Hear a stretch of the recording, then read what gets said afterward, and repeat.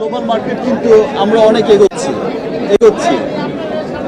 আমরা কিন্তু আফটার প্রিয়তমা রাজকুমার পর দেখলাম তুফানের পর দেখলাম দরদ। এখন গ্লোবাল মার্কেটে কিন্তু আমরা ডে বাই ডে খুব রিচ করে যাচ্ছি। আমরা আমাদের স্বপ্নের কিন্তু সেই লক্ষ্যে এখনো পৌঁছাইনি, এখনো যেতে হবে অনেক দূর, এখনো কাজ করতে হবে, এখনো অনেক দূর যাওয়া আমাদের বাকি।